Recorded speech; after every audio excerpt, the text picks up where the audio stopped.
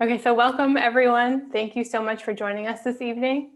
I just wanted to do a brief review of the Public Safety Advisory Committee. It was created to address Governor Cuomo's Executive Order 203, New York State Police Reform and Reinvention Collaborative. The committee consists of Councilor Deere and myself and 12 community members from across the town of Manlius, many who are in attendance tonight. And I do want to again thank them for volunteering to be their time to be on the committee. The committee has been gathering community input, reviewing police policies and data with Chief Kroll to draft a plan of recommendations to the town board before April 1st of 2021. We have reviewed the community input and are so grateful to have our police chief, Mike Kroll, working with us and here tonight with our officers to give us a presentation that will help us learn more about our police department. Before we start the presentation, I do want to mention that if you have any questions as our officers give this presentation, please use the Q&A feature in Zoom. We'll save questions for after the presentation, but feel free to ask your question at any time. If we run short on time and we can't get to all the questions tonight, we will collect them with the other input we have already received, and we will do our best to get an answer to you. The Public Safety Advisory Committee is still taking your questions, comments, and ideas. You can find our form on the townofmanlius.org website under online forms or on the Public Safety Advisory page. So I'm very excited to have Chief Kroll and our officers here tonight to talk about the Town of Manlius Police Department's accreditations, their hiring process, training that they do, and community engagement. Chief Kroll? Great, thank you, Councilor Denton. I appreciate the opportunity to be here tonight and to talk a little bit about your police department. If you don't know me, my name is Mike Rowe. I'm the police chief for the Town of Manlius Police Department, and we have several segments tonight to discuss 4 or 5 different topics that I think will address a lot of maybe the questions, but at least it gives us a really great opportunity to kind of brag a little bit about the TMPD. I'm going to start off talking a little bit about our accreditation process. When we talk about accreditation, a lot of people know what that means, but I'm going to sort of explain it by asking a series of questions. And the first question really is how do you know your police department is doing a good job?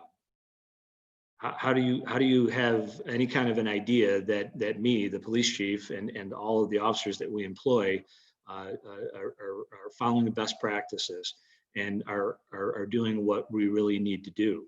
This is a legitimate question, and it's certainly a legitimate question these days, in sort of this understanding of what your police department does for you and why. The reality is that, you know, I'm not an elected official. I report to a town board. The town board has selected me to do the best job I can to administer the police department in the best way I see fit. The bottom line, though, is that the town board, they do a great job at running a town, running a small government, but they have no idea how to police our community. So they really have hired me, and they put a great deal of trust in me to be able to do that in a way that is appropriate and is acceptable for the members, for the people that we serve in the town of Manlius. Another question is, how does the town board evaluate what I do? If they really don't know how to run a police department and they entrust in me exclusively to do that, the question is, how do they evaluate my performance? Yeah, they can look at questions and community concerns and the way we handle certain things, but the reality is that they really don't know. So what we do and what we've done since 1996 is we've been involved in the process called law enforcement accreditation, and that really is the answer to the question. How does a town board and the government responsible to the people know that their police department is following best practices and doing what they need to do in order to ensure that we're the best police department around? And quite frankly, that's even listed in the executive order that Councilor Denton mentioned. The governor, as part of this executive order number 203, One of the last things that he indicated in there is that law enforcement accreditation is a wonderful way to assess what police agencies do in this day and age, and to ensure that they're following best practices. So being accredited, a lot of people really don't understand what that is. So I'll just talk about it as being really a level of professionalism. Is your police department professional? Well, how do you define professionalism? Webster defines it as being a member of a profession, to lay claim or to profess. Well, that doesn't really tell us much about what we believe is a level of professionalism. So to dive a little bit deeper in what is professionalism, you can say, does the organization provide quality work?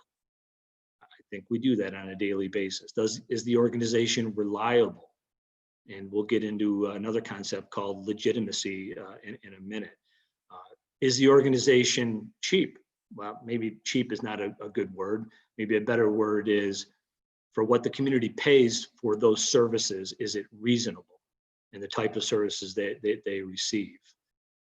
Lastly, basically, does an organization provide the services that are high quality services? Now, we measure the services that we provide on a regular basis through various aspects of it, but we really do subscribe to this idea of social justice concept, or really what we refer to as procedural justice. And the concept in that, of course, is every single contact that we have, at the end of that contact, is the person we have contact with feel that they were heard, feel that we served their needs accordingly, and that we did so objectively and fairly. So the idea of social justice and procedural justice is really something that your police department here in the town of Manlius has been doing for quite a while. But basically what it comes down to is that organization reputable or legitimate, as I mentioned earlier? The idea of legitimacy is not just doing a good job, but making sure the community understands that we do that job for a specific reason, and that we've proved those levels of legitimacy. Well, it's hard to prove that, right? So one of the things that we do is we make sure that we follow our accreditation, because when accreditation, when it comes down to legitimacy, accreditation does exactly that, approves legitimacy. So what is accreditation exactly? How many of you out there work for an accredited organization? Accreditation is a term that can be used in many different ways, but to explain it further is the idea of accreditation, or to have a legitimate agency or organization, it really first started in the medical profession. There was a group of individuals that got together, I'm guessing doctors and other individuals that knew a lot about medical procedures, and said, hey, in order for a hospital or a medical facility to be accredited, we think they should follow the following standards based on medical. It went quickly from medical on to education. Most colleges or universities are accredited. And what happened is a group of individuals that know a lot about education put together some standards, just like they did in the medical field. And they said, if you want to attend, or if you want your family members to attend a proper university or college, they should be accredited. Well, the same thing goes with law enforcement, because we wouldn't want to send our loved ones, our family members, to a hospital or a medical facility that is not accredited. So having related to law enforcement, we of course were a little late in the game, but law enforcement started looking at accreditation in the early 1980s. In the 1980s, law enforcement decided, we want to be professional. We want to be able to follow the appropriate standards and best practices throughout this country. So they put together an organization called Kalia, the Commission on Accreditation for Law Enforcement Agencies. Kalia is a nonprofit organization based out of Virginia area. And what they did is they put a group together of what I call heavy hitters in law enforcement, the folks that really know, the doctors of law enforcement, if you will. And they put together a whole slew of standards in law enforcement accreditation and said, if you want to be accredited as a law enforcement organization, you will follow these standards. that group of heavy hitters, by the way, was groups like the International Association of Chiefs of Police, NOBLE, which is the National Organization of Black Law Enforcement Executives, the National Sheriff's Association. It's quite a few sheriff's departments in this country. And then lastly, PERF, which is the Police Executive Research Forum. They went to these heavy hitters in law enforcement and said, how would you judge a police department? And if you did judge that police department, if they wanted to be accredited, basically follow what we refer to as the gold standards in law enforcement, what would they be? And they created Kalia, which came up with, at first it was over 900 separate standards in law enforcement. They've now reduced that down to 300, but it's the same level of standards. They just sort of consolidated the number of standards. Why is that important? Well, just to give you some idea on accredited organizations throughout the nation. Our wonderful nation has roughly 18,000 police departments. That's a lot, but that includes all kinds of law enforcement organizations, from municipal, like the Town of Manlius is, Sheriff's Department, State Police Department, college organizations, DA's office, district attorney's offices. All these different organizations have what's really considered law enforcement. Unfortunately, at this point, out of those 18,000 organizations, there's only about 730 municipal organizations throughout the country that are Kalia accredited. Going into the state of New York, the state of New York has roughly 500 police departments, similar in nature to what I described earlier. And again, sort of unfortunately, but the reality is that of those 500 plus law enforcement agencies, there are really only 5 in the entire state of New York that are Kalia accredited. Well, I'm happy to say that one of those 5 in the entire state of New York is your police department. Town of Manlius Police Department was the first town and only town, or I'm sorry, the first town organization to be Kalia accredited. There's one other town agency, and it happens to be right here in Onondaga County. So why is that important? Because again, going back to the idea of ensuring that your police department is following best practices that are measured on a regular basis. Being Kalia accredited means that we follow the standards, the best practices in law enforcement. And not only that, but we're judged on those things on a regular basis, an annual basis for that matter. In fact, we're having our virtual on-site because of COVID. That's going to be coming up soon, late October. And that's a procedure where these fully objective individuals will come in from Kalia and look at everything we do. And they will determine if we're following best practices or not. That's a process that is extremely important to us.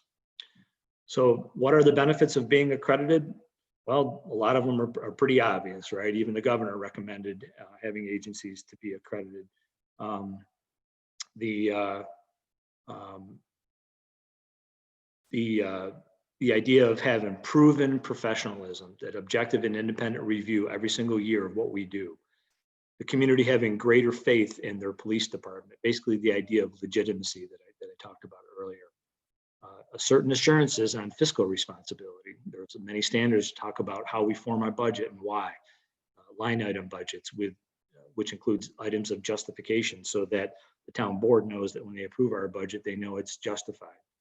Services that are proven police practices or best practices throughout the country. Agencies have to have goals and objectives.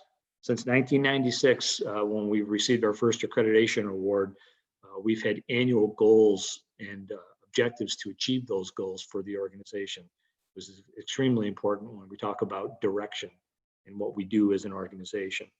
Greater accountability to the public and to the government that employs us.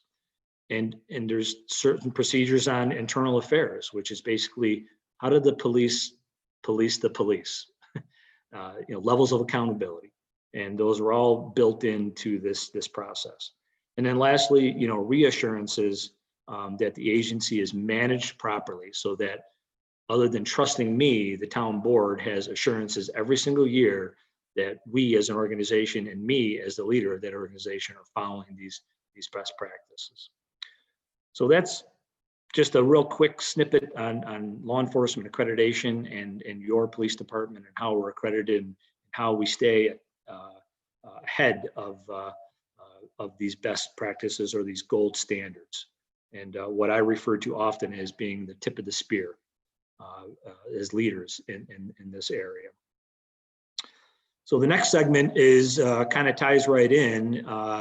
Of course, it's wonderful to be accredited. It's wonderful to have this objective review of our standards on a regular basis.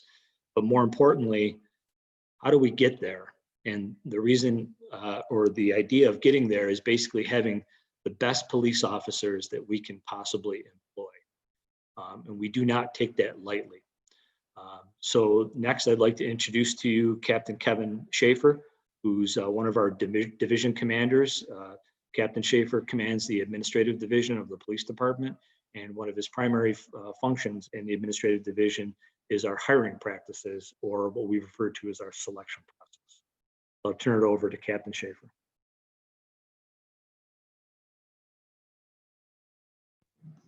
There we go. I'll unmute eventually. Chief, I have 5 minutes or so. Is that right? 5 to 10? Okay.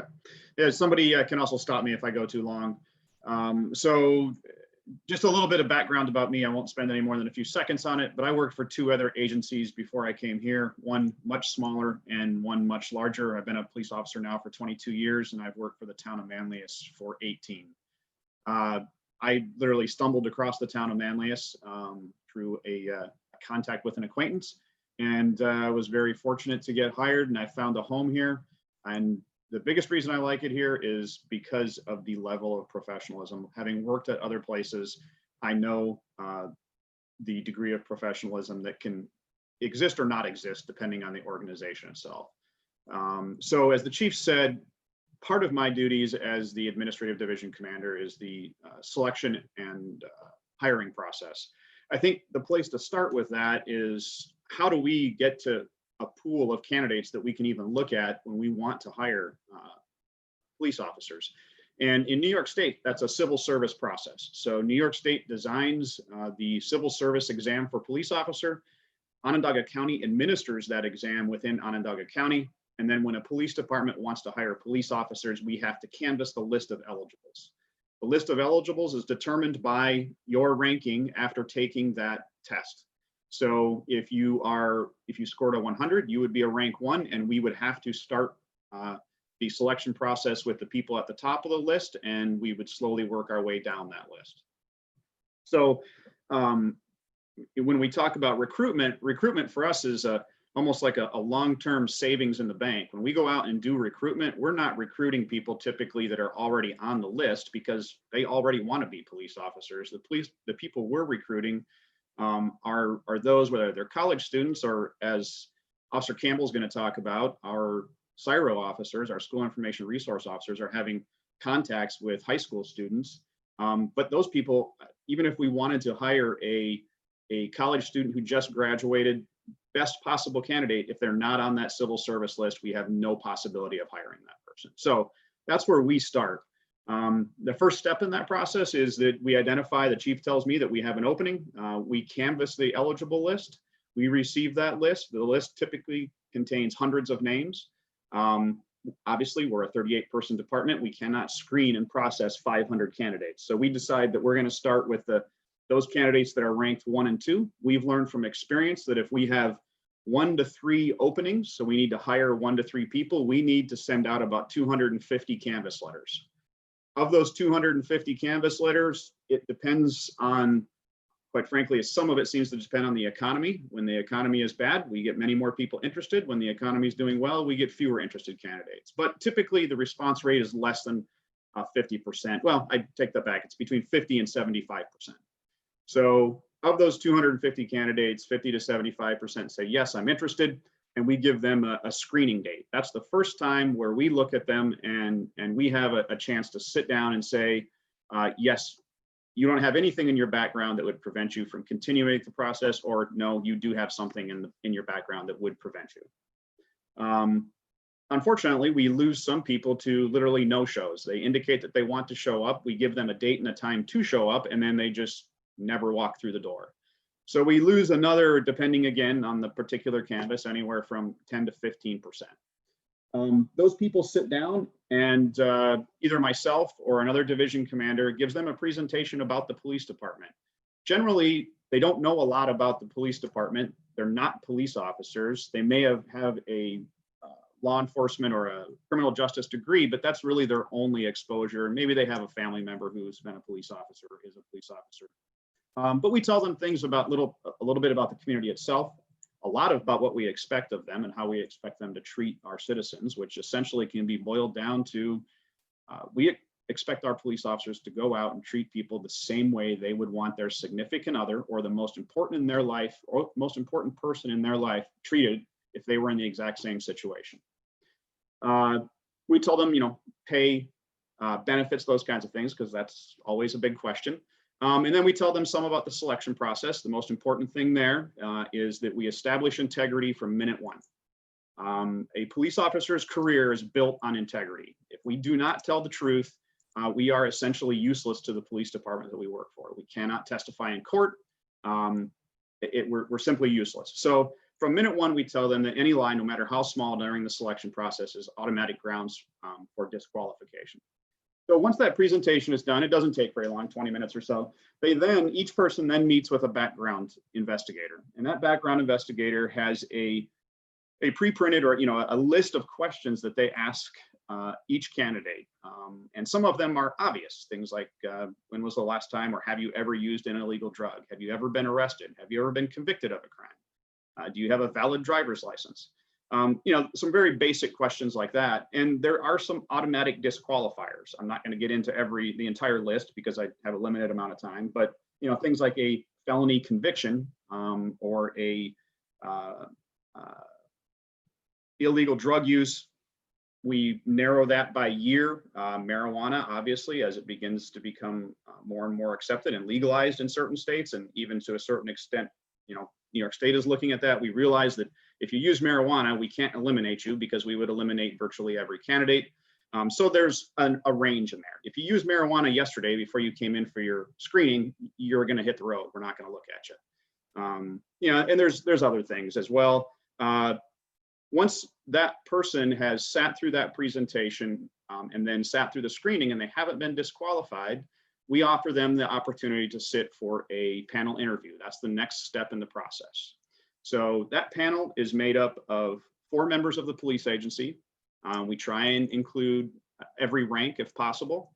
So we have an officer sitting on it. We have a supervisor. Oftentimes the chief of police will sit on it. And then we have a civilian member. Most frequently, that's going to be our chaplain. So those candidates sit through a panel interview. They all receive the exact same questions. I sat for that panel myself. The questions have changed a little because we don't keep them the same forever, but it is a pressure-filled room, let me tell you. And some people shine and some people fail miserably. The candidates who pass through that panel interview, then we have a pool of candidates that we can select from. At that point in time, we now have to consider the civil service rank. So if we canvassed the civil service list and we put people through to the panel who were ranked 1, 2, 3, and 4, if the best candidate that did the best on the interviews is a rank 4, it's kind of a waste of our time to begin a background on that person because we have to either hire one of the 1, 2, or 3 ranked candidates, or we have to eliminate them for a legitimate reason. So we pick the candidates then based upon rank, and we put them into the background process. That background process, and let me just check my timer here. No, I'm not doing too bad. That background process is very thorough. We're going to look at every aspect of that person's life. We're going to interview neighbors and family. We're going to interview their references, and we expect our background investigators to then go off of that list because everybody gives you the list of names that they want you to talk to, right? We want them to develop people that they didn't want us to talk to, ex-husbands, ex-wives, ex-significant others. We go back to college and even high school discipline records. We're going to look at social media. We're going to look at their financial history. I think that the point made, we're looking at every aspect of their life. If that investigator is not discovering anything within a week or two, and maybe another way to even touch on that background investigation is that we expect that our background investigators are going to spend anywhere from, a short one would be 25 hours, a long one would be 45 or 50 hours. It's not a quick process. But if there's nothing that's discovered in that first 1 to 2 weeks, then we set that person up for a polygraph. A lie detector test would be the slang term for that. The candidate sits for that polygraph. And this is, again, where we're looking for deceit. It's not what you lied about, it's the fact that you lied. We've had some candidates who looked really good. They went into that polygraph, and where we found deceit was over something minor. In fact, it's something that would not have eliminated them from the job, but we eliminated them based upon their deceit during the selection process. So the person passes through that, polygraph. One of the next steps, and these are somewhat interchangeable, would be a personality screening with our department psychologist.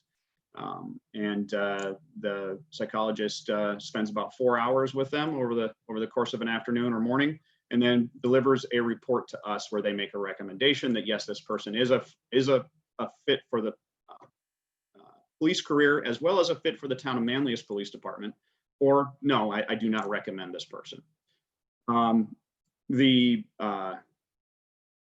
also steps in there where we, by New York State requirements, they have to be fingerprinted so that in addition to the actual background investigation, a national criminal history check is done.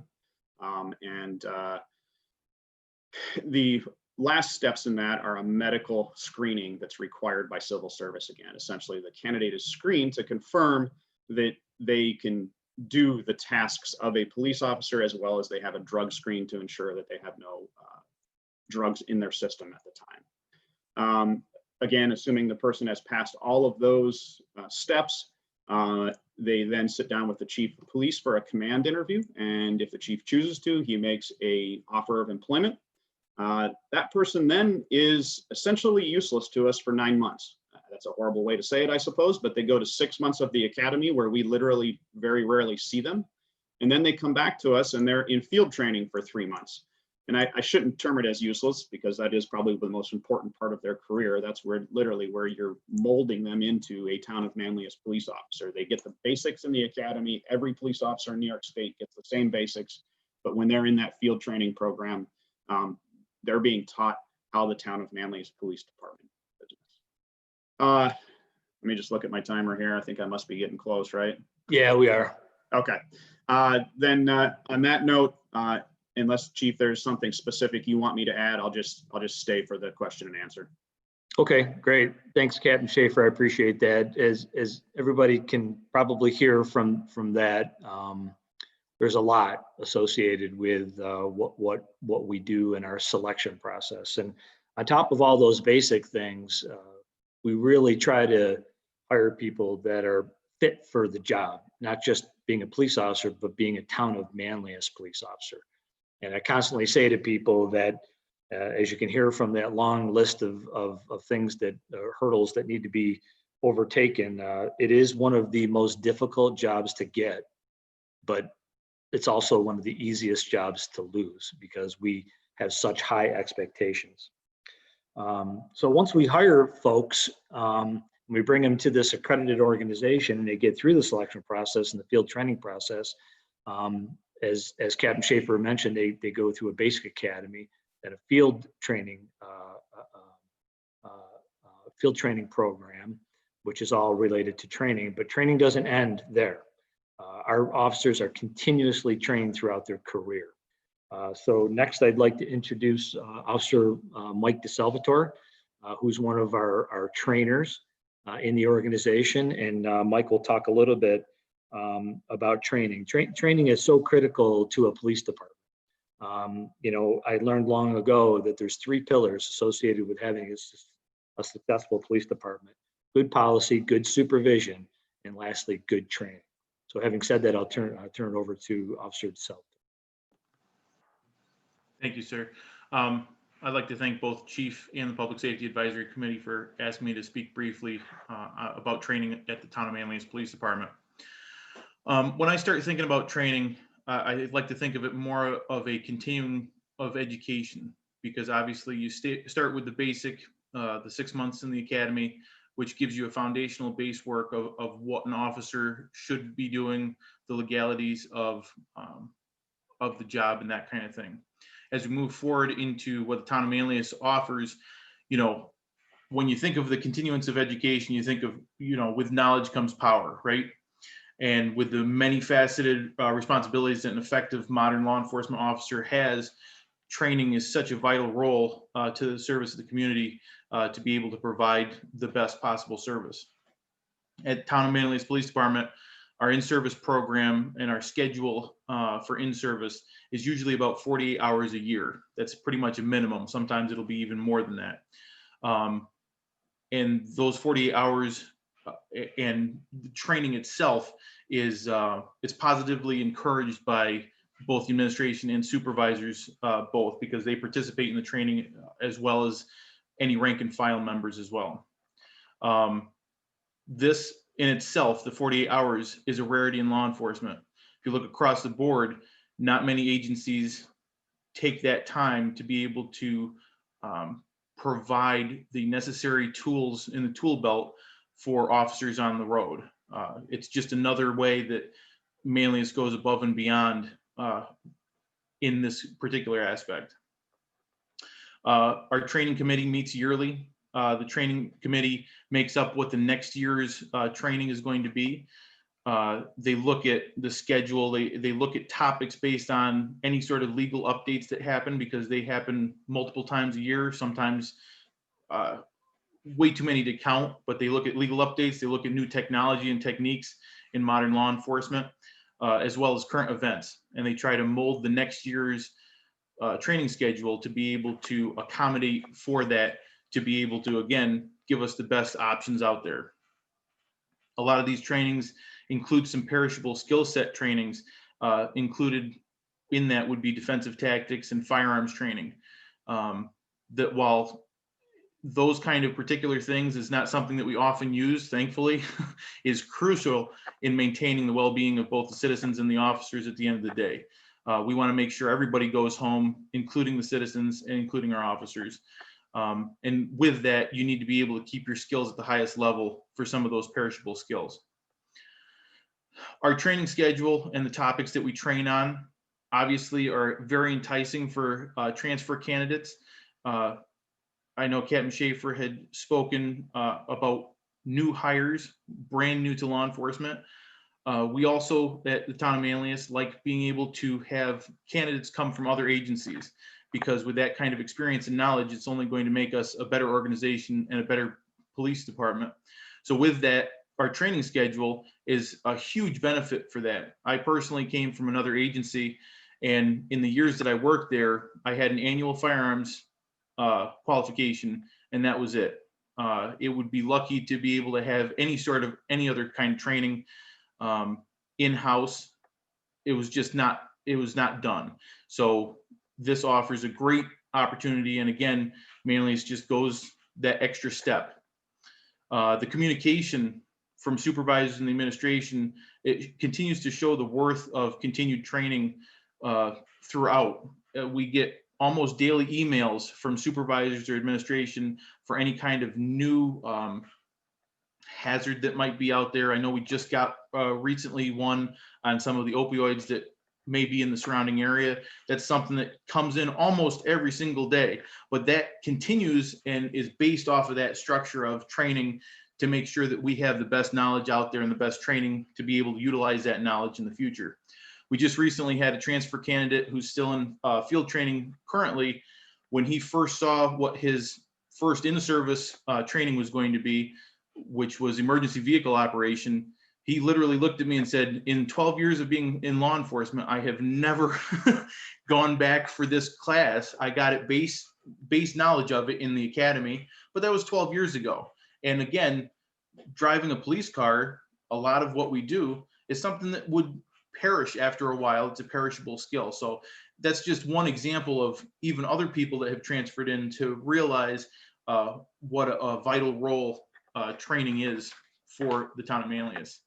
So some of the trainings that I'm responsible for, one of which is the firearms program, which I'm very, very passionate about. And the firearms program, I was given the opportunity to take over the firearms program in early 2019. My predecessor, very knowledgeable individual, and he had a very successful over a decade of running the firearms program, but it kind of needed a reinvigoration or a fresh look at it because of new techniques, new technology out there. It's an ever-changing ball of wax kind of a thing. So I was able to kind of take over and start adding that freshness with added safety measures and making sure that people understand that firearms training is not just shooting the target. It's much more than just shooting a target and being done with it. Firearms training, I like to be able to say that it helps develop a more socially aware officer who knows that the use of deadly physical force is really definitely only used as a last resort. Not that any law enforcement officer that I know of or definitely works at the Town of Manlius Police Department would ever want to use that their firearms in the line of duty, but we have to be able to maintain those skills at the highest level to be able to utilize it if ever called upon. So that kind of takes me into my other topic that is a passion of mine that I'm able to instruct some of the officers on, and that's officer wellness, which I also like to note as officer mental health wellness.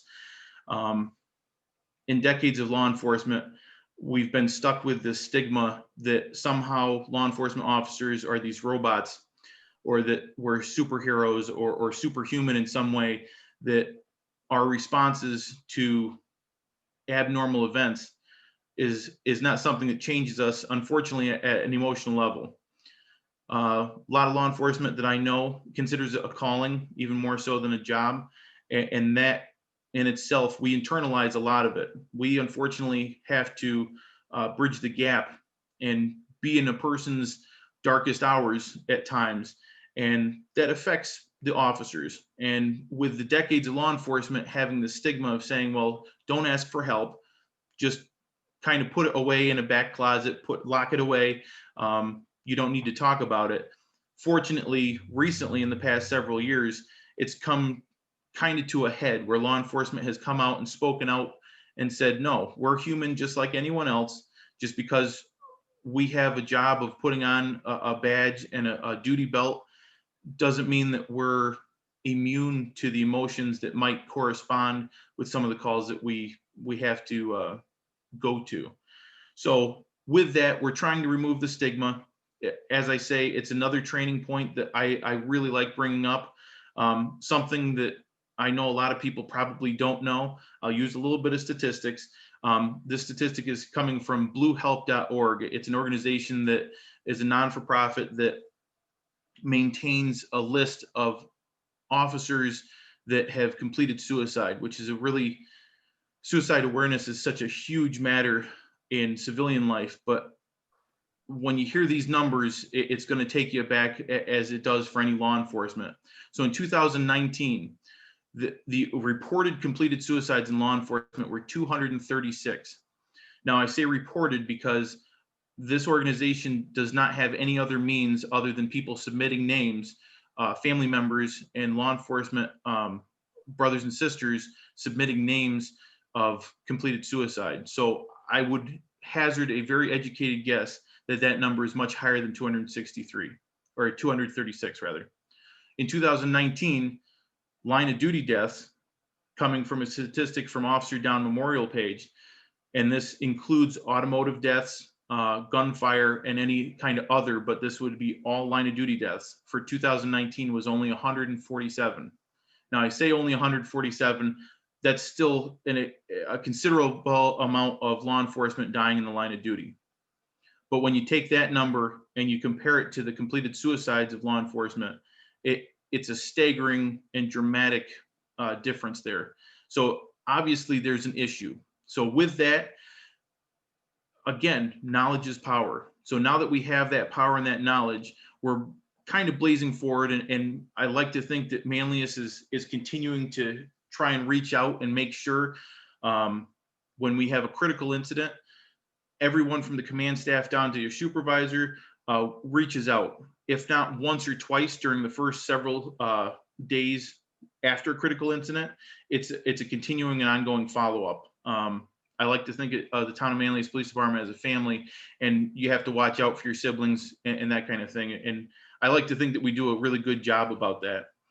I think it would be short-sighted for anyone to think that an officer in any of these situations, whether directly affected within the agency or even outside of the agency, that they may have knowledge of. When we go to the academy, we might have an academy class of 50 to 75 individuals, sometimes even 100 individuals, and those individuals don't all work in the same agency. So you have brothers and sisters strewn across the state, and for those organizations, you kind of feel the pain when they go through some of that kind of trials and tribulations. So it's something that obviously it's a lasting effect on all of us. So it's something to consider. Fortunately, like I say, it's coming around, it's turning around, but it's an uphill battle because we have officers, not necessarily in the town of Manlius, but we have officers in general that resist the thought that they may need to talk to someone to kind of help them through some of these issues. Two real big things before I sign off is PTSD. Obviously, it comes up a lot in military work. In law enforcement, it's not rampant, but it's there, and it's something that needs to be considered along with the mental health of the officers, as well as a cumulative stress disorder. And the cumulative stress is something, again, it's a normal reaction to an abnormal event. But basically, if you think about a compiling of many critical incidents over a time period, you end up having this critical stress disorder or a cumulative stress disorder, because all of them kind of bind up into one big ball. And if not properly talked through between therapy and that kind of thing, could form to be an issue where I really don't want anyone that I know of to become one of those statistics on either end of it. So it's something to consider. Obviously, I'm pretty passionate about that topic as I am about firearms, but it's just two examples of some of what I consider to be top-notch training across the board at the Town of Manlius Police Department. But thank you. Thanks, Officer Salvatore. Appreciate that. Very obviously, you can tell he's very compassionate about what he does. You know, President Obama put out the 21st century policing model, and they include at least one of the things that Officer Salvatore talked about, and that's officer wellness. And we try to follow that as a guide. The second thing that was included in the 21st century model for policing is this idea of de-escalation. Now, a lot of people throw that around as a buzzword or some type of a magic wand in law enforcement. But here in Manlius PD, we're extremely proud of a new training initiative that we've started about a year ago, and that is the idea of training our officers how to deal with individuals that may be in crisis. Unfortunately, in this day and age, we're dealing with a lot of individuals that are in fact in crisis. So we made a pledge to train our officers accordingly in a technique called crisis intervention team training. And here to talk to you about that is Sergeant Ross Carney, who recently graduated from the 40-hour CIT program. And Ross will tell you a little bit about that initiative. Sergeant Carney. Good evening, Chief. First, I want to thank Councilor Denton and Councilor Deere, as well as the other participants of this advisory committee for opening this dialogue. This training, the crisis intervention training, has been so important lately. It's actually originated from the late 1980s, is called the Memphis method, because that's where it originated from. But this idea of officers who are trained in the basic police academy in all sorts of scenarios, dealing with everything from a barking dog complaint to a burglary in progress. There is so much training that's part of that basic curriculum, especially in New York State, when we have the highest training hours of almost any state in the nation. But during that academy, something that is they can't address is a full 40 hours of this crisis intervention training, which is now being disseminated and adopted by so many departments across the country. So as part of the chief's pledge to this one mind method is getting 20% of our officers certified in crisis intervention, and we've accomplished that and actually overdone that. And in addition to that, we've also trained every one of our officers in mental health first aid, which is a 8-hour course, which brings to the forefront more of these same issues with mental health, people in crisis.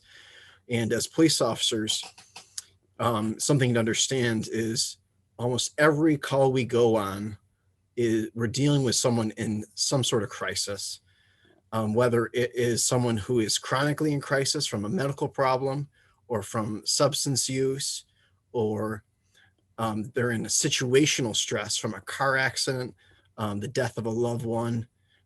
There is always going to be someone in crisis on almost every scene that we're on.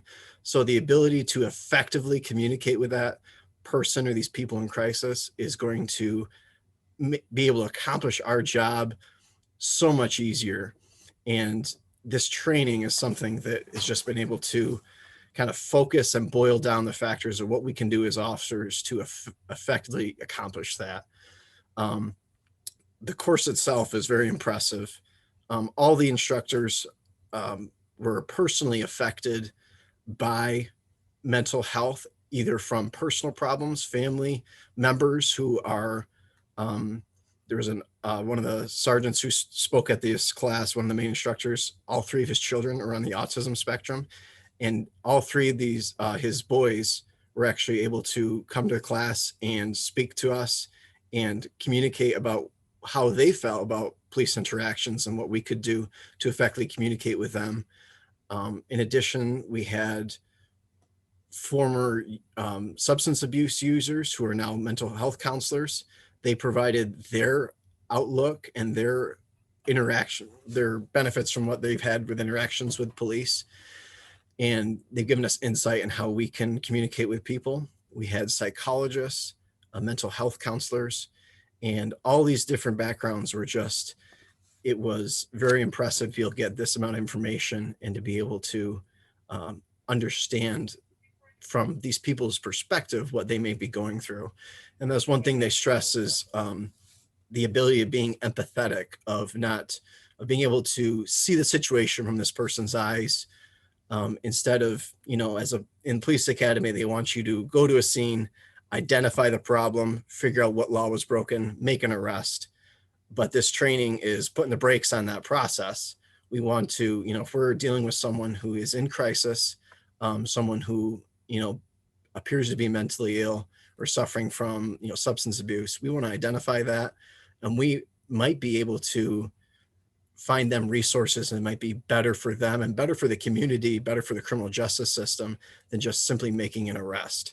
And we are so fortunate in Onondaga County, we have a multitude of resources on almost a weekly basis. The officers at the department use, there's several of these outreach teams. One is from St. Joe's called the Mobile Crisis Outreach Team. They actually have mental health counselors that will respond to our scenes. And if it's someone who is at that time, they are safe, they're not threatening themselves or anyone else, we can actually turn that scene over to these mental health counselors, and they can effectively, bring that person down to a safe place emotionally, and they can turn them over, for follow-up with resources from their programs. Liberty Resources also operates a mobile crisis unit that's around the same concept. And these resources operate in after hours, which is obviously when we do police work, all the way up till, I think one of the programs runs till 3 a.m. So it's absolutely invaluable to have that option instead of leaving someone on scene where, no crime was committed, maybe. They're not threatening anyone else or themselves. But as a police officer, we're never going to be a mental health counselor. We're never going to be a psychologist. But to be able to have these resources, to be able to give these people on scene is simply invaluable. And it will oftentimes solve a problem that hasn't even occurred yet, such as sometimes these occurrences can happen as a result of a neighbor dispute, anything involving someone else's family. And if we can get that person the mental health or counseling that they need, that might solve that problem, might solve 5 more problems that we may have had calls for later that evening or the next day. So it's simply an outstanding resource. The goals of CIT include increased safety, not only for officers, but the persons in crisis that we're dealing with. If the communication skills are our most effective tool that we have available to us as police officers. It's nothing on our belts. It's our ability to communicate effectively and verbally. So if we can verbally, bring that person down to a more calm state, if we can listen to them, if we can be empathetic, they will feel much better most of the time. A huge part of this training was simply listening. It was active listening with empathetic responses instead of dismissive responses or anything else. It's just listening and I've personally experienced this on so many calls since this training, is just taking an extra 5-10 minutes and listen to this person vent is going to make them feel so much better. It's almost like this weight is lifted off their shoulders and you're able to communicate, you're able to reason with them, and you're able to, solve whatever issue or crisis is going on at that moment. Other goals from the CIT training include reduced uses of force from officers having to use force to effect arrests or take people in custody. Once again, that goes back to our communication skills. Instead of using any of our other tools available, we want to use our communication skills first and foremost. This in turn leads to reduced liability for the police department. And as well, it leads to increased efficiency of the criminal justice system.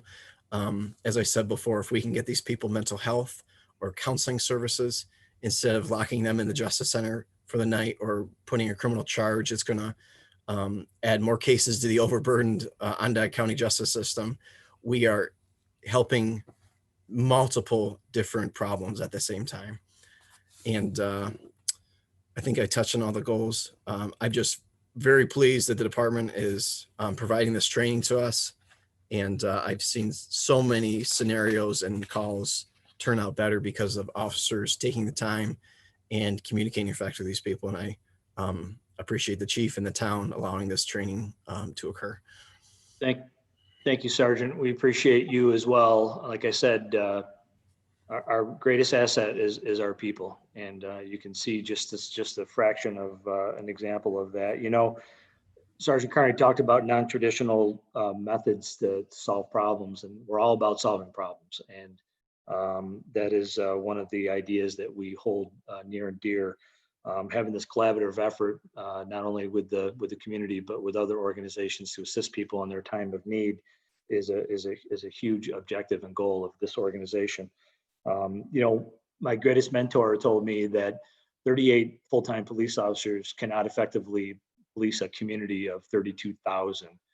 So we need community input. We need to form those relationships. And speaking of relationships, I was told years ago that if you see the need to form a relationship with your community in a time of need or in crisis, you're way too late.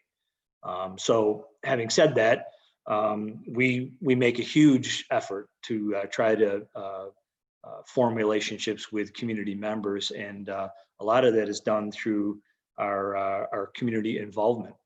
So to talk a little bit about community involvement, community policing, and problem solving, and that kind of thing is another division commander for the town of Manlius, and that's Captain Jeff Slater. Captain Slater. Thank you, Chief. I'd also like to echo the thanks to both Councilor Denton and Deere for allowing this opportunity.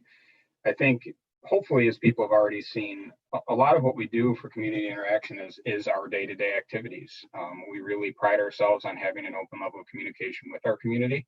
So I think an opportunity like this one here is really a good opportunity to reach out and let people know kind of what we're about if they haven't had the chance to interact with us.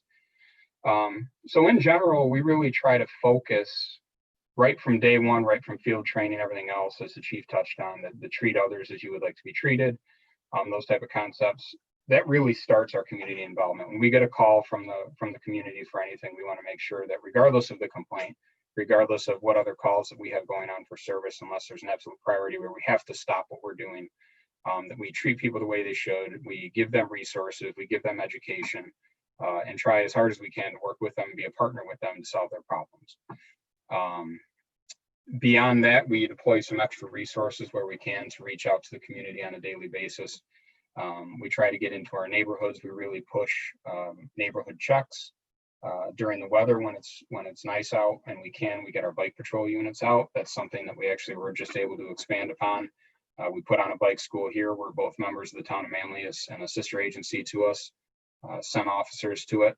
And that's really always gotten a lot of positive feedback. When we can get an officer on a bike, it's crazy, but the glass windows of a police car, whether they're down or up, just seem to create a little bit of a barrier with the community. When you're out on a bike or foot patrol, or you're out in an event, a detail, you just get so much more community involvement. So bike patrol is something that I had always wanted to do. I never was able to myself, but I try really hard to make sure as many officers as are interested in it can get that training, and we can get out there and do that. We also receive a lot of community relation request forms. Basically, any request from the community that we can accommodate, we will try to do within reason. Call volume permitting, obviously, sometimes we can't do things. But we will try to get out there and educate public. This year has been a little off year for us because of COVID. Unfortunately, our day-to-day outreach and some of the educational stuff we do has had to back off. We'll also do a Citizens Police Academy once to twice a year. Twice is the goal, but it's been difficult because it is a little bit of a taxing thing on the department to be able to reach out to the community members and train them. But we find a lot of value in that because, again, we as an agency of 38 cannot reach every community member, but when you can do things, whether it's on a call for service, whether it's Citizen Police Academy, to reach out and sort of explain a little bit of our mission and who we are and what we do to others, that then expands and they talk to their families and friends about the agency and police work in general, and it has a multiplier effect. This year was a unique year for us to do drive-by things. Those are things that we really hadn't been requested to do before, but we saw a huge increase in this, where we would drive by birthday parties or drive by whatever it was. And that was really well welcomed by the community. I obviously couldn't create a whole lot of conversation per se because you can't stop and talk. But that was a lot of community involvement for us. And like I said, that's something that we ended up having high numbers of, and we tried as hard as we could to entertain every single one of those things. And that's an advantage of having a community service oriented police department is, I'm not going to slight or slam any agency out there. We all have different goals and priorities.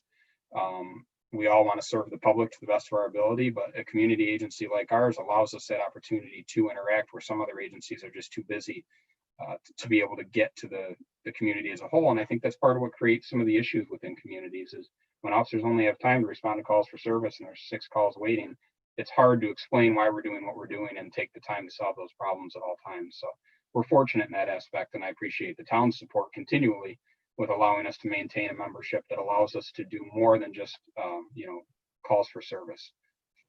Property checks, as silly as that sounds, people that are both going out of town or people that maybe are having some sort of an issue, we'll do property checks of their home, make sure that they're fine, and that tends to bring up a piece of communication with them both before and afterward that's beneficial.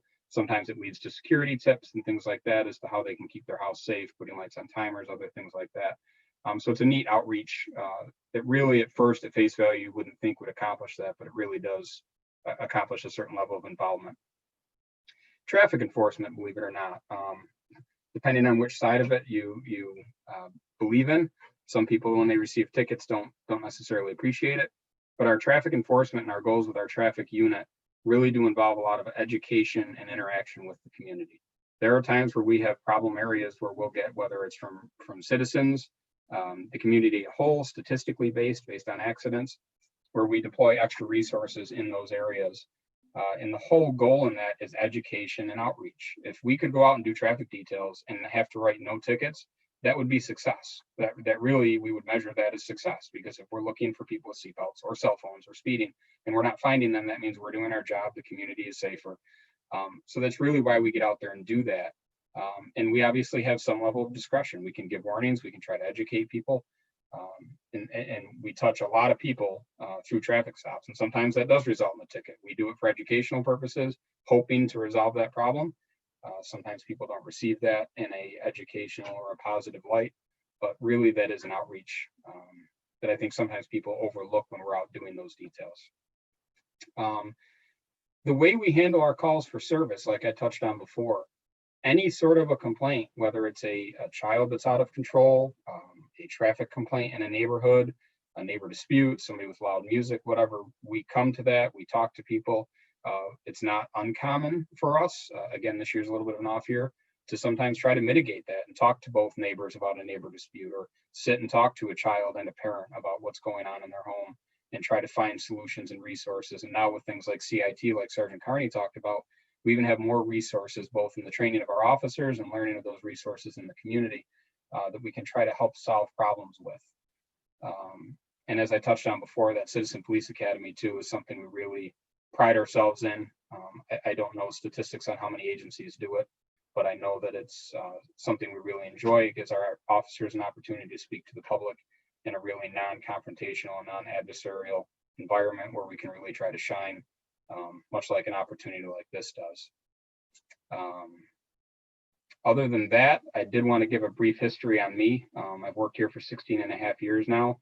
When I started my career, I wanted to work for a large agency, sheriff's department, city police department. And when I started here, the value set, the training, the overall outlook that we had towards the community, the ability that we had to tackle problems within the community, really made an impression on me and made me want to stay here. And I appreciate that interaction with the community. And I really, as somebody who has had an opportunity to interact with a lot of law enforcement professionals, can say that we do have a great agency here. There's a lot of other great agencies, around the county and throughout the state. But our accreditation process, our constant training, and our dedication to the community we serve, hopefully speaks volumes to the community, and will continue to help us be the agency that we are. Thank you, Captain Slater. Appreciate that. Like many of our members had mentioned tonight, and which is a huge part of our mission statement, which we recently rewrote, it's all about building relationships. And we found out early on, in fact, the Town of Manlius Police Department was the first town municipal agency to have a school information resource officer program. And we're extremely proud of that program. We currently have 5 full-time school information resource officers and 1 sort of part-time special patrol officer. And we're about to hire a 2nd special patrol officer for the FM school district. So here to talk a little bit about building relationships and how important it is to build those relationships early in life. And our opportunity to do that in the school setting is our own school information resource officer, Tristan Campbell, who will talk a little bit to you about that program. Officer Campbell. Thank you, sir. Good evening, everyone. My name is Officer Campbell. I've been employed with the Town of Manlius Police Department for approximately 3.5 years. I was a member of Rowe Patrol. I'm a certified drug recognition expert. And this is my first year as a school information resource officer. Very different experience, different style of police work compared to what I am accustomed to. But what I can tell you is that it is a very rewarding experience. Obviously, as a school resource officer, our job is to make sure that we are, protecting these kids and, giving them a safe environment to learn and grow in. And that in itself is not necessarily the only thing. We have an opportunity to build really good relationships with these kids. I can tell you that, in just over a month, I've been able to connect with a lot of kids, speaking with them, talking to them, a lot of active listening. It's a really rewarding experience, and I can't speak too much about how great it is, because it's just overwhelming the amount of support that I've been experienced there at the schools. Chief mentioned a part of our mission statement is, you know, creating and maintaining that partnership. I think that's huge. I think that's very important. You know, partnership with the community through relationships with these students, staff, and parents. You know, specifically regarding the students, you know, what I try to do on a regular and consistent basis is, you know, I build that trust. I want these students to feel that they can trust me, that they can confide in me, and that I'm going to be there as a support system for them if they ever needed it. I can't tell you how many students have come up to me and said, "Man, you're a nice cop. You're a cool cop." And, you know, it's interesting how their perspective is about police officers, especially a lot of them not having any interaction with police officers. Me being able to give them that first, you know, look, that first experience, and make it be a positive experience. You know, these children they're our future. You know, they're the generation of tomorrow. And I think it's very pivotal that we put and that we continue to have, you know, good police officers in the schools that are day in, day out, constantly communicating and building these strong relationships with these kids. I think a very important point regarding that partnership with the students is just communication. My favorite time of the day is lunchtime. I'm in those lunchrooms, 6th grade, 7th grade, 8th grade. We're talking, we're laughing. I recently got involved with, you know, this TikTok thing. I'm never been a dancer a day in my life, but these kids, there's just something about them that brings the best out of you. They challenge you. It's a special experience, and I'm very grateful for it. And I can't tell you how rewarding and an honor it is to be able to be a part of that.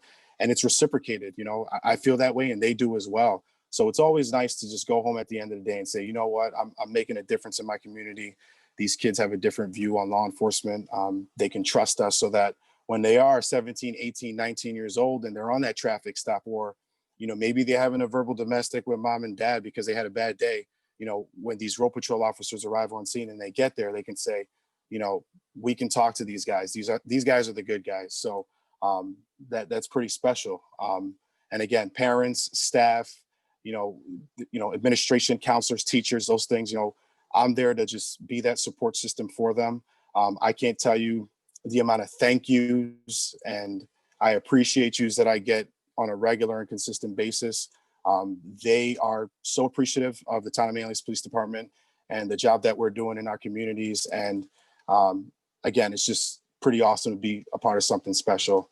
I'm probably, looks like I'm the last guy to talk tonight, so I don't want to keep you guys longer than I have to, but as much as I want to talk about this, you know, I'm going to end it there. And Chief, thank you for your time.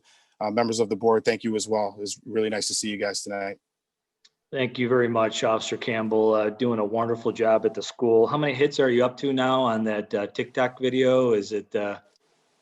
Chief, I'm not even gonna lie. My daughter checked earlier today. She said I'm over 2,000 views. Good for you. Good for you. So it's pretty cool. Thank you, sir.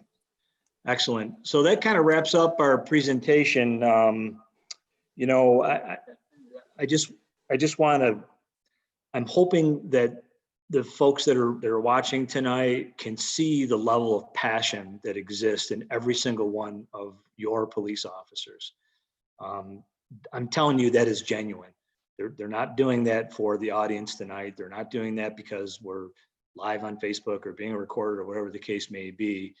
These folks love their job and they love this community, and it shows.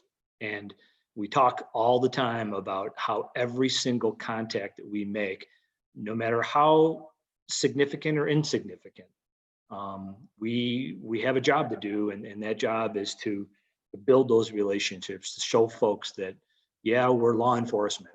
We do enforce laws, and when people are having a bad day, sometimes we're the last folks they want to see. But the majority of our community just absolutely appreciates and loves this police department. And I get countless letters, emails, notes, thank you. And you heard one of the officers say, you know, just the day-to-day contact is just amazing. And we are so appreciative of that, because it gives us a great insight into the idea that we are doing a good job. And despite what the executive order may question on law enforcement reform, And I'm not saying we're perfect. We have things that we can fix. There always have things that we can fix. But for the most part, I'm extremely proud to be a member of this organization. I'm extremely proud to wear this uniform. And I think you can see that same level of pride in every one of the officers that we employ. So with that, I'd like to thank Councilors Denton and Deere for putting this together. I'd like to thank the Police Safety Advisory Committee for giving us the opportunity to talk a little bit about what we do and why we do it. And we'll open it up for questions if we have time. Sorry about going over. That always seems to happen. Well, if it's a Citizen Police Academy or some other community engagement, we always go over. But no, I think that was good. I do want to say, before we get into the questions, we've got a lot of some questions came in. We also got some comments in. There's a lot of really good feedback about the police department. Specifically people saying that they can attest to, seeing the crisis intervention training happening, right in front of them, and, knowing that that is really making a difference in people's lives, like was stated, it turned something that could have been bad into at least going in the positive direction. We've definitely had some thank yous in the chat, in the questions. And so I'll try to summarize some of them. We'll have a hard stop at 8, and we'll definitely work on getting out like an FAQ document to any of the ones we don't get to. So right up at the top, what specialized training is there when we're looking at bias in policing and understanding, a lot of what we've been, experiencing right now. So is there a special training program as far as bias in policing, or, touch on that for maybe a minute or two, and we'll get to the next question. yeah, sure. So we have a very progressive written directive called bias-based policing. And in fact, it's a directive that we're going to be making available on our website very shortly here, as recommended by the Police Safety Advisory Committee. So in addition to having a policy on the prevention of bias policing, through our accreditation process, every single police officer, every single Town of Manlius police officer receives an initial level of training during their field training program. And then even after the field training program, every single Town of Manlius police officer receives annual training on bias-based policing. And it's not just talking about the prohibitions associated with that type of activity, but training also gets deep into things like culture, understanding different cultures, understanding how people communicate, or maybe not communicate, depending on the situation. So every year we update that training, and every year our officers get that training. And most recently, there's this idea of implicit bias, and we're starting to look into that. We haven't done any comprehensive training on implicit bias, but we're looking into it. And that's definitely a recommendation that was brought to our attention, and something that we're probably we will address in our training program for, in fact, our training committee, which was mentioned earlier, met recently, and that's one of the topics that we'll be bringing up. Great, thank you. Just so everyone watching, I did take a couple different questions and kind of merge them together for that one, just in for sake of time. So I've got a couple little questions about recruitment, hiring, that kind of stuff. So one, do you find that when you guys have to go and canvass that list, that it's fairly representative, demographically speaking, of Central New York, of Onondaga County? And then what is the, how do you go about, like you said, when you're canvassing the list, you're finding people that aren't current law enforcement officers. What's the mechanism that you do actually look at transfers from other departments? Is that kind of on a, the officer reaches out to you? Do you, is there a method for you guys to reach out? Yeah, we have a recruiting plan that's been in place for quite some time. That recruiting plan includes advertising for openings. We're of course, like Captain Schaefer mentioned earlier, we're a little bit restricted in our recruiting methods and practices because of the civil service program. Civil service was put in place years ago to, I think, eliminate nepotism, which is wonderful. But it really does kind of limit our ability to recruit successfully and to recruit to certain elements of our community. But being a CLIA accredited, one of the things that we have to do, it's mandated, is we have to attempt through our recruiting and our selection and hiring processes to try to match the demographics of the community in which we work. And actually, we really exceed a lot of those numbers. So as an agency, when you look at demographics, we're doing pretty good. But we could always do better. But again, we are limited to the New York State civil service process. You have to be on that list in order for us to even consider you as a police officer. But having said that, part of our recruiting plan includes reaching out to various organizations and entities within our own community to try to at least entice people to take the test, because we can't even look at them unless they're on the list. As far as transfers, we've had an incredible success with transfer candidates. But the thing is with transfer candidates is you have to be the best organization in order to attract good people. And I think we do a good job at that. You can see a number of the people that you talked to tonight were transfers. And like, in particular, Officer Salvatore talked about the attraction to the organization. Well, in order to attract good people, you have to have good benefits, good pay, but most importantly, like he touched upon, good training practices and just an overall great reputation. And we do that every single day. So we really do love to attract transfer candidates, and we've changed our hiring practices to try to attract those individuals as far as pay and benefits. I think I hit upon everything. Yeah, no, I think that's great. And, I think this is definitely, when we thought about doing this presentation, it's these types of questions that people have that there's not a good way to get these answers. So I'm really appreciative, again, that we're on here having these conversations and really just quite honestly answering the questions that people have. So if you could touch on, brief overview of what's the body cam policy, and are there any, in your eyes, the pros and cons of that system that, currently? Yes, we do have a body camera policy. In fact, we were one of the first agencies, I think, if not the first agency in Onondaga County to implement a body camera program. And thank you to the town of Manlius for supporting that process, because let me tell you, body cameras are extremely expensive. But we've been able to maintain our budget levels in order to support that program. And every single police officer that goes out into the field has a body camera attached to them. We have a pretty strict policy.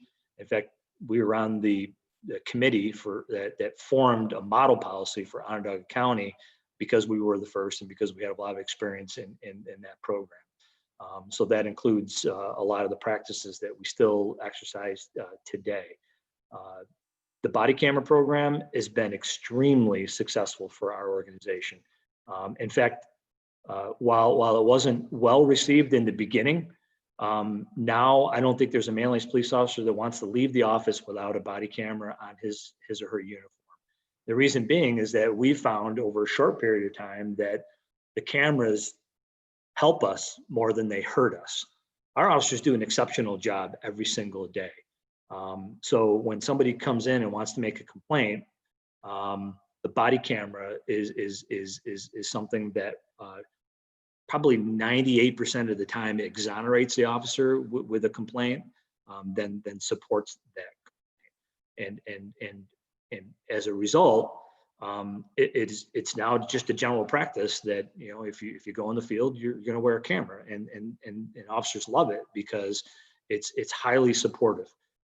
And in fact, many times, somebody will call me or one of our administrators and say, I want to make a complaint against Officer so-and-so because of their behavior, or they treated me unfairly or didn't treat me with respect.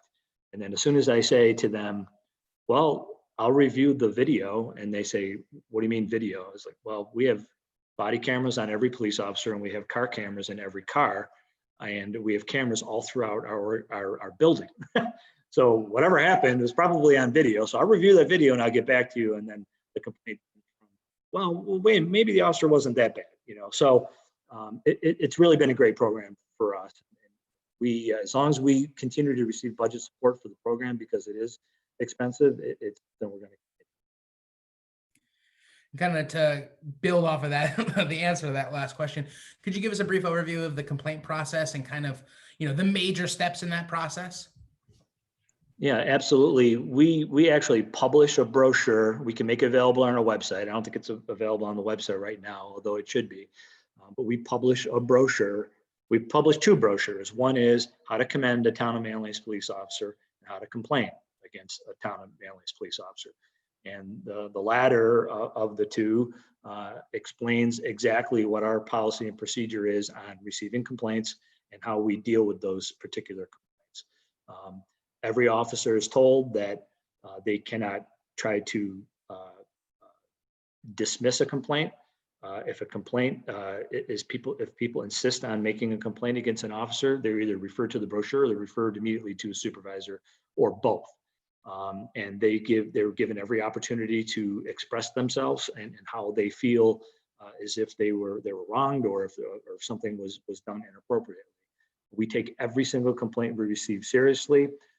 Most of the complaints we receive can be easily solved by talking to a supervisor about our policies and procedures and how we interact with the public, and really why. Most people want to know why. Why did you do this? Why did you write me a ticket? Why did you treat me in this manner? And there's almost always an explanation on why. Now, having said that, we're not perfect, right? We're human. We make mistakes. So if we do get a complaint and an officer makes a mistake, usually the officer's in my office telling me, look, I made a mistake. I said the wrong thing. But that's kind of rare as well. But we have a process in place that we handle that. And that's a tribute to our accreditation process, because Kalia requires us to have a process in place to receive and to address any and all complaints that the public would like to make. So yes, there is a process in place, and that's a great idea. We'll get that guide published on our website, so it's readily available to everybody.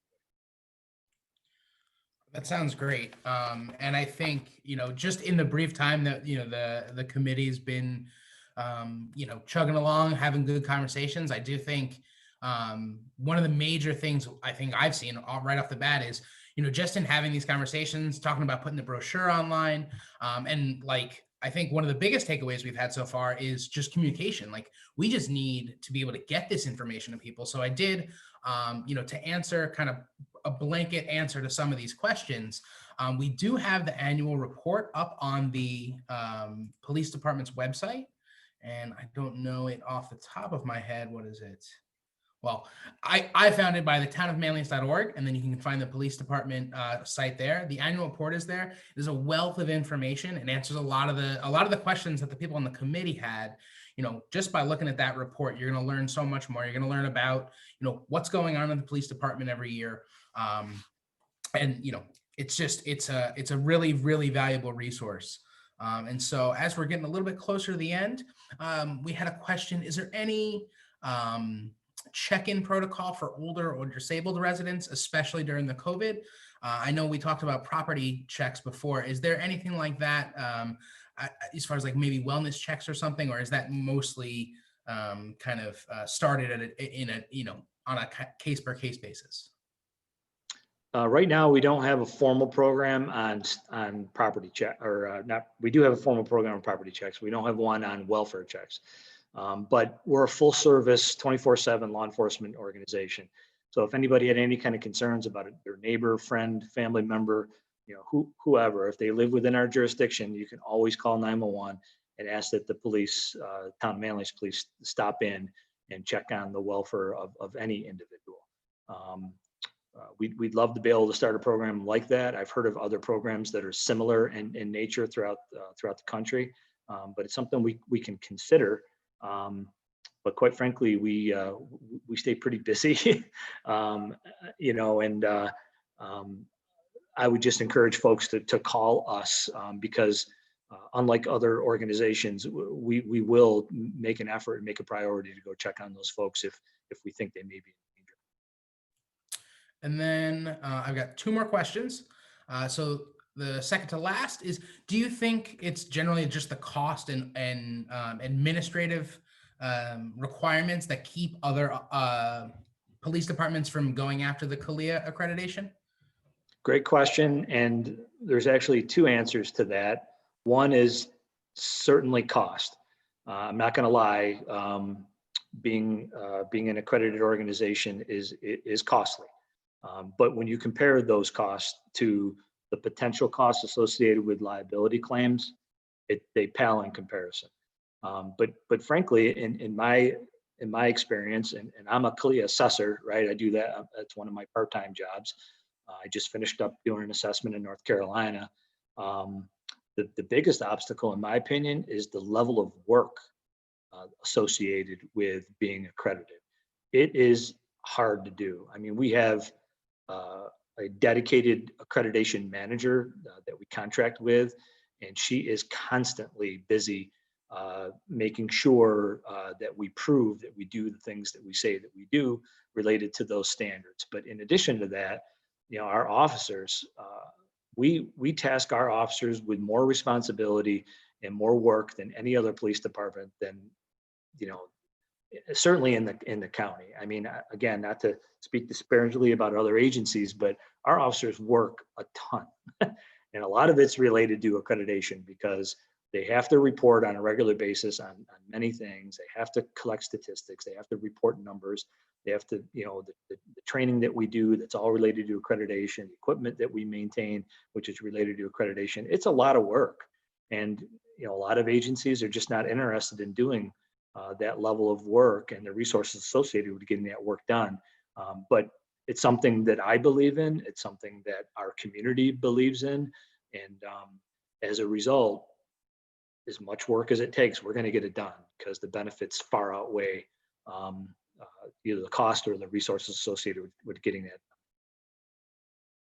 done. Okay, and I think we'll end with likely the most important question we received tonight. How do we view this TikTok that we're hearing so much about? Is it possible we could get that shared on the Facebook page? I don't know how TikTok works. Are there handles, or how do we find that video? Because I've gotten the question, and honestly, I have no idea. So I'm going to defer to Officer Campbell, who probably knows a lot more about that process than I do. What do you say, Tristan? Wow. I've been getting a lot of those requests recently. If you go to the East Syracuse Manoa Central Schools District Facebook page and their Twitter page, I believe as well, you can find it there. Take it easy on me, all right, guys? Okay, well, I'm sure now that Facebook page is going to get more traffic than it's had in a while. But I do, you know, as we're at the end, Elaine, do you want to wrap this up? Sure. So I just want to say that I appreciate all of your time. Thank you so much for participating in this informational presentation. The information I participated in the Citizen Police Academy, and it was I could tell the passion. There's so much information, and to hear it all, it's just it's interesting and it's so great. So thank you so much, and thank you everyone for who attended and watched. And that's it. Thank you so much. Have a great night, and I'm so excited that we got to hear from all of our officers. Thank you. Thank you so much to everybody. Really Thank great. you. We appreciate the opportunity. Fantastic. Have a good one. Have a great night. Have a good night. Good night.